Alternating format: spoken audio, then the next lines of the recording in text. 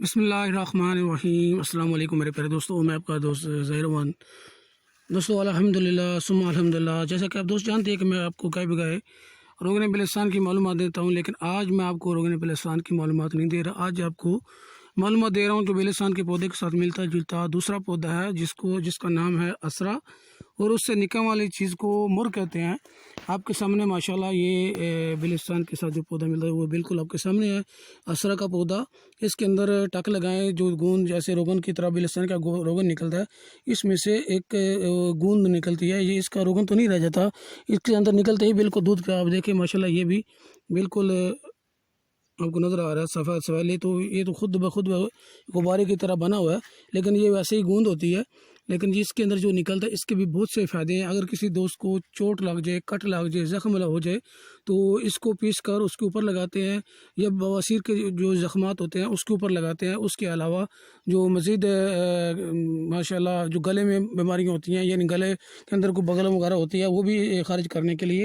اور آپ دیکھ سکتے ہیں اس کا طریقہ کار۔ ابھی اس کے اوپر پتے نہیں ہیں کیونکہ بارشیں نہیں ہوئی تھی، کل انشاءاللہ بہت ہی زیادہ اور بارش ہوئی ہے، اس کے وجہ سے انشاءاللہ اس کے اوپر پتے انشاءاللہ ابھی آئیں گے، کیونکہ یہ نیچے ہے پہاڑ کے اوپر، تو یہ نہیں تھا، یہ نیچے آپ کو دکھا رہا ہوں۔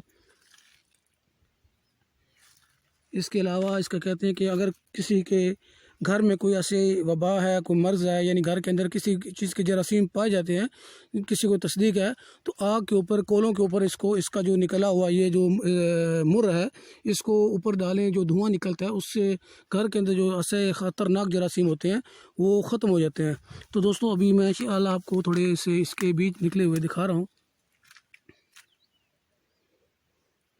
یہ اس کے اسرا کے پھول، معذرت چاہتا ہوں بیج، یہ آپ دیکھ سکتے ہیں، یہ ہیں اسرا کے بیج۔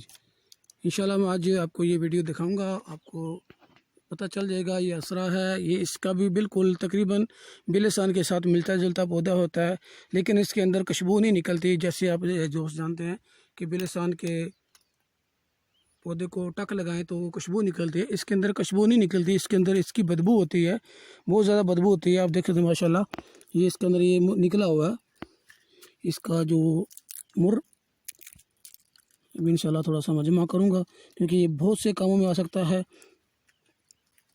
اگر کسی کو چوٹ لگ جائے، کٹ لگ جائے، تو اس کو زخم کے اوپر لگاتے ہیں۔ اس کے علاوہ کسی کے گلے میں بغلم ہے تو وہ بھی لگاتے ہیں۔